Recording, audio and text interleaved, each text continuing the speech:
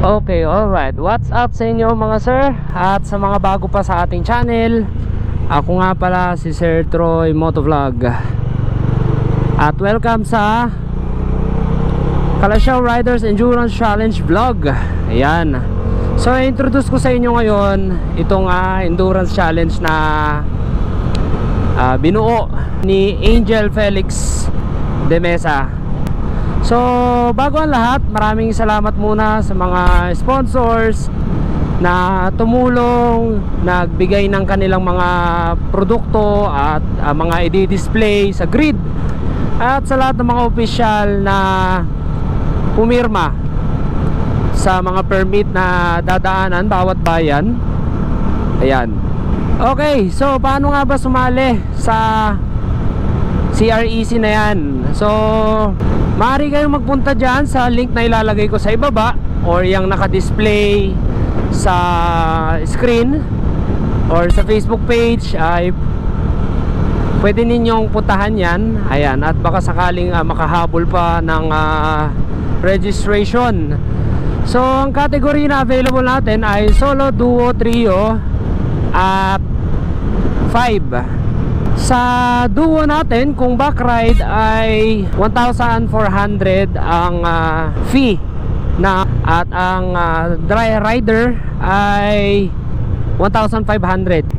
O yan, so NLEX Gaming tayo ngayon. Ayan, 1,500.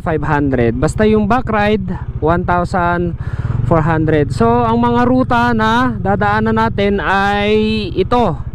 Sandali, bago tuluyang mamatay ang ating telephones. Okay, ito yung mga rutang pupuntahan. Ang starting natin ay sa Kalasyaw, Pangasinan, sa Kalasyaw Town Plaza. Ang unang checkpoint natin ay Mexico, Pampanga. So ipopost na lang namin or ni Angel ang mga following details kung ano yung pupuntahang checkpoint doon sa bawat bayan, ano. Sunod na checkpoint ay Gapan, Nueva Ecija. First photo ops, Laur, Nueva Ecija, yung arko po ito, no, yung Laur Arc. Second photo op ay Aurora Arc. Ano ba yun? Aurora Arc Labi. Ayan. Third checkpoint natin ay Baler, Aurora. Fourth checkpoint ay sa San Jose City, Nueva Ecija. Fifth checkpoint Rosales, Pangasinan. Sixth checkpoint Agoo, La Union. At ang finish natin ay sa Kalasyaw Town Plaza.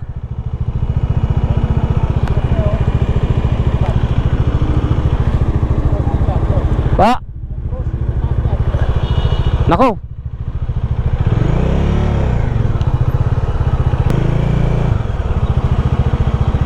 Ayun.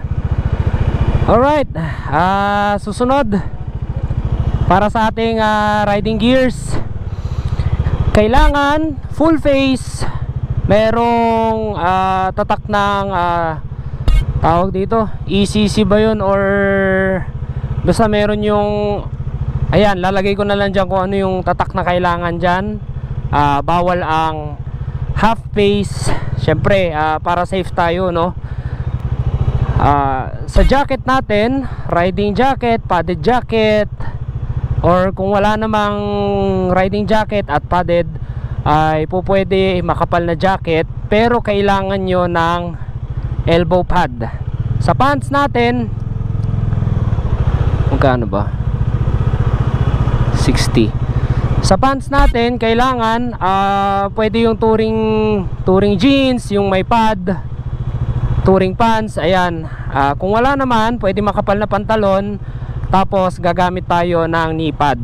Syempre riding boots. Kung walang riding boots, kailangan makapal na sapatos na mapoprotektahan ang inyong bukong-bukong.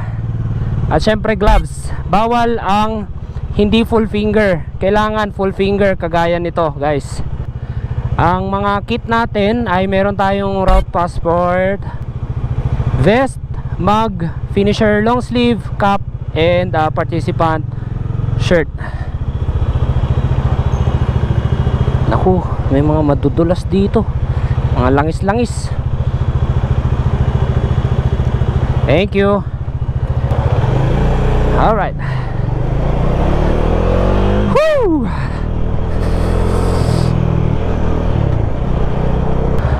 So ang date ng ating endurance ay sa May 21 and 22. So ang take off ay 10 PM or alas 10 ng gabi. So konting paalala lang, make sure na nakakondisyon yung ating mga motor. Siyempre huwag kayong hihiram ng motor. Bawal po ang hiram ng motor. Kailangan nakapangalan sa inyo or sa pamilya ninyo. Ayan, kailangan nakakondisyon ang motor, rehistrado, gumagana ang headlight, mga flasher, preno. Ang gulong ay kailangan merong 80% nakapal.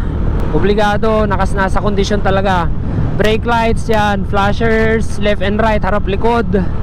Sarap talaga ng NLEX, ang bilis bumiyahe. At para naman sa ating mga rider, kailangan ay wow, KTM 390. Kailangan ay nakakondisyon ang ating pangangatawan. Hindi tayo dapat may sakit, lalarong may sakit, or kaya kahit ano pa mang nararamdaman, make sure na meron tayong lisensya, hindi paso. Yan. Kasi hindi ganong biro ang 700 km na endurance, guys. Ito ay matindihang bakbakan. Pero hindi naman ito karera. Ito ay isang endurance challenge na kung saan ay masusubok ang inyong katatagan, diskarte, ayan, at lakas ng pangangatawan, syempre. Ang 700 km endurance na challenge natin ay tatakbuhin lamang natin sa loob ng 12 hours. Siyempre ay huwag kayong magkakare-karera sa daan, guys. Iwasan ninyo ang kare-karera. Maging maingat kayo, maging atentibo sa daan. Para sa ganun hindi tayo makapandamay ng kapwa na hindi involved sa endurance, Huwag tayong maka-aksidente ng iba.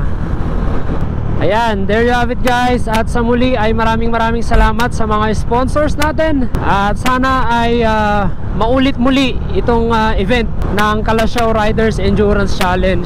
So kita-kits po tayo dyan sa Kalasyaw Town Plaza, dyan sa grid. Andyan po tayo at mamimigay tayo ng mga stickers. Ayan, wala akong masabi. Thank you very much talaga. Sobrang dami natin sponsor ngayon,